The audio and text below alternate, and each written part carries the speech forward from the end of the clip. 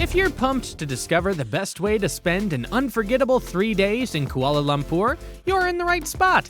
We've crafted the perfect itinerary just for you, packed with all the must-sees and hidden gems this vibrant city has to offer.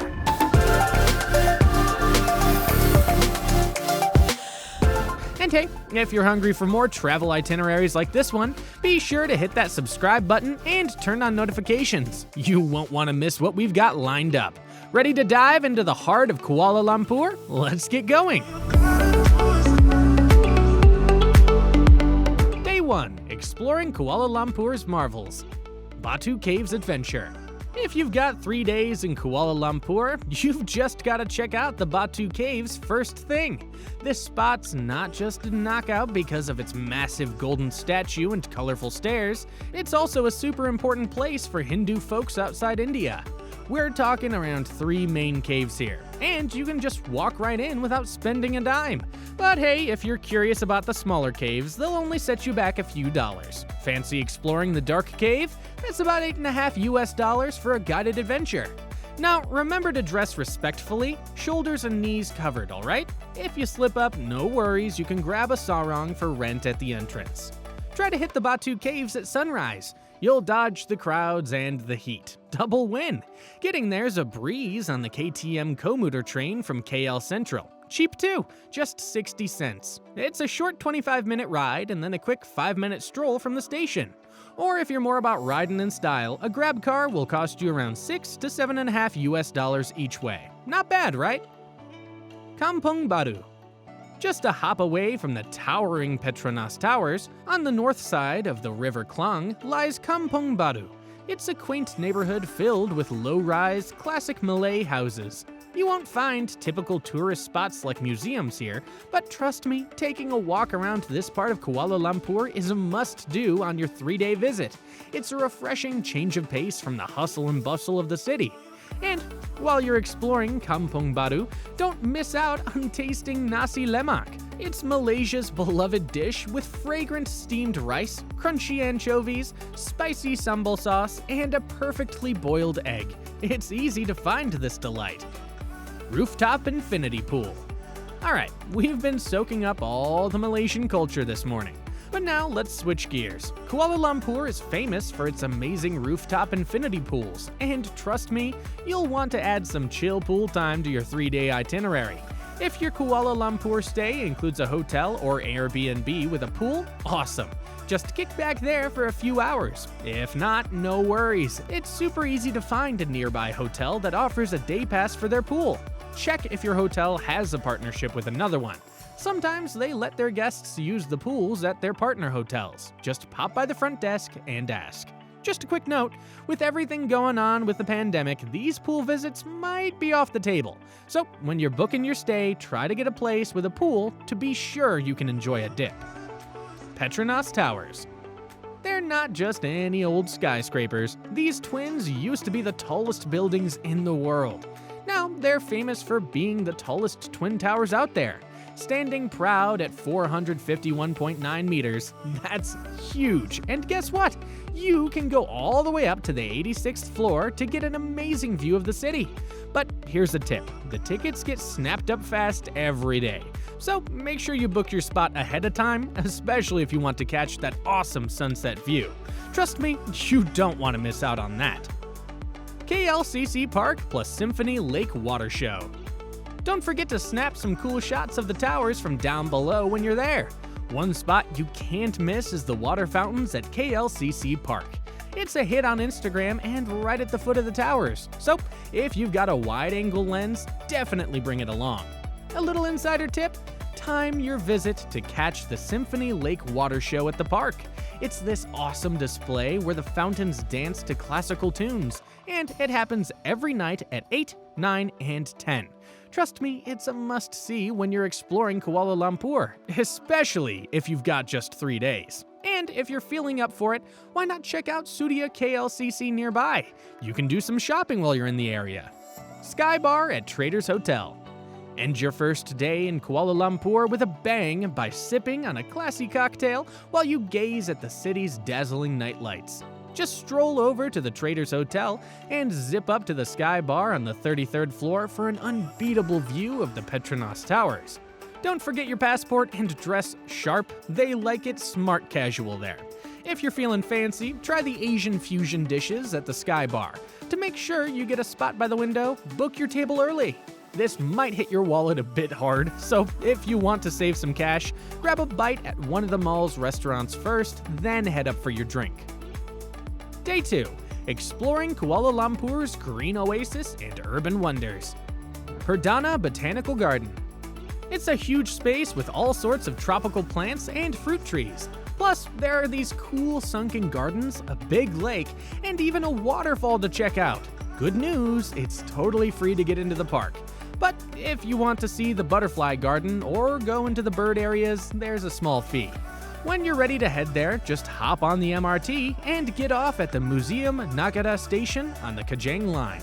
It's super easy to get to. Trust me, this place is a slice of nature's paradise right in the middle of the city. Masjid Jamek of Kuala Lumpur. Right next to Merdeka Square, just a quick hop over the River of Life Bridge, you'll find Masjid Jamek. This spot's a real mix of Moorish, Islamic, and Mughal designs, and it's one of the oldest mosques around Kuala Lumpur. Like the National Mosque, they're happy to have you come in and check the place out when it's not prayer time. You won't have to pay anything to get in. They'll even lend you a robe and headscarf to wear. You can visit from Saturday to Thursday between 8:30 a.m. and 12:30 p.m. And then again from 2:30 p.m. to 4:30 p.m. Lunch. Just a quick 5-minute stroll from the mosque, you'll find Local Coffee Co., a cool spot with some amazing coffee and Western-style meals if that's what you're craving. Or if you're in the mood to dive into some local flavors, check out Restaurant Al Rizwan for some authentic Malaysian dishes. And hey, for those who love their greens, Sangeetha Veg Restaurant serves up some delicious plant-based North Indian food that you've gotta try. Kuala Lumpur's City Gallery. Step into the heart of KL's past at this museum where you get to check out cool mini versions of the city's famous spots. You'll want to hang around for about an hour to see it all. It'll cost you 10 ringgit, which is about $2.4 US to get in. They're open every day from morning till 6:30 in the evening. Heli Lounge Bar. Alright, get ready for a unique twist on your second night in Kuala Lumpur. Why not check out the quirkiest bar around? Let's talk about the Heli Lounge Bar. This isn't just any old watering hole. It's on a real helipad. Hop into an elevator and zoom up to the 34th floor. Here, they'll ask you to grab a drink inside first. After that, you get to climb up to the rooftop and chill right on the helipad. The view? It's out of this world. If the weather's clear, you're in for a treat. Picture perfect golden hour snaps of the city stretching out below. Heads up, it's a popular spot with both the city folk and travelers. So try to get in there around 5 p.m. to nab a good spot on the helipad. Don't forget your passport or ID. You'll need it to get in. Even though there's no strict dress code before 9 p.m., when it shifts into a club vibe, it's a good idea to dress a bit sharp for the Heli Lounge experience. Day 3. Eco Adventures, Towering Views, and Cultural Wonders. KL Forest Eco Park. Before Kuala Lumpur was all about tall buildings and swanky pools, it was just a stretch of jungle. Kuala Lumpur means muddy meeting place, and that's exactly what it was. Want to see what KL's roots are all about? Head over to the KL Forest Eco Park. This park's tucked away in the Bukit Nanas Forest Reserve, and it's the perfect spot to hit the nature trails and walk among the trees on the canopy walk. It's a breeze to get around. Just follow the signs on the smooth paths. The park's open every day from morning till 6 in the evening, and it's completely free. Just come dressed for the sticky heat and don't let the mosquitoes love you too much. Bring bug spray and lots of water. Give yourself an hour or two to really get into the forest vibe. Getting there is easy. Hop on the Go KL City Bus on the Purple Line and get off at the KL Tower, or grab the KL Monorail and jump off at Bukit Nanas or Raja Chulan. And just like that, you're stepping into KL's wild side. Menara KL Tower. Alright, let's go for a stroll. Just outside the park, we'll head up the Menara KL Tower. It's not quite as tall as the Petronas Towers, sitting at 421 meters, but it offers an amazing 360-degree panoramic view of the city from up top. What's cool about the KL Tower is its sky deck. It's not boxed in like the one on the Petronas. You get to feel the breeze and see the city with nothing in between. It's all open air. If you want to check it out, you can grab your tickets right at the tower or be a bit of a planner and book them online before you go. Prices kick off at about $11.50 for international visitors to step onto the viewing platform. Lunch. If you're wondering where to grab lunch, let me point you to Merchants Lane. This cool spot is tucked away on Petaling Street, and it's the perfect place to dive into some modern Malaysian dishes that have a bit of a global flair. Getting there is a breeze too. Just hop on the Go KL City Bus, the Purple Line, for free. Catch it from Wisma MPL and get off at Kota Raya. Or take the Kelana Jaya line from Dang Wanji and stop at Pasar Seni. Either way, you're in for a treat. So, who's hungry? Chinatown Central Market. If you want to grab some keepsakes for friends, family, or even a treat for yourself, you've got to check out some local spots. Head over to the Central Market for some cool handcrafted items and colorful batik that are perfect for gifts. Then take a stroll to Chinatown. It's this vibrant mix where you can find everything from authentic Chinese herbs to all sorts of knockoff goodies. While you're there, don't miss the oldest Hindu temple in KL, the Sri Maha Mariamman and the Taoist Guan Temple. There's sights to see. And when you're done at Merchants Lane, just walk on over. Chinatown and the Central Market are super close to each other. So lace up some comfy shoes and explore by foot. National Museum of Malaysia. Alright, let's head out from Chinatown and take a short walk to the National Museum of Malaysia. It's like a time machine in there. You get to dive into the diverse worlds of Chinese, Indian, and Malaysian heritage, all the way from the old Stone Age to our buzzing present. They've got these cool sections where you can check out all sorts of things from nature and get up close with some really old pottery, shiny jewelry, and even some ancient stoneware. You'll want to hang around for about an hour or two to really soak it all in and get a feel for Malaysia's rich history. And guess what? It only costs $1.2 to get in. The doors swing open every day from 9 in the morning to 5 in the evening. Just lace up your walking shoes because it's a breezy 20-minute stroll from Chinatown. Let's get our learn on and discover some cool history. Thean Ho Temple.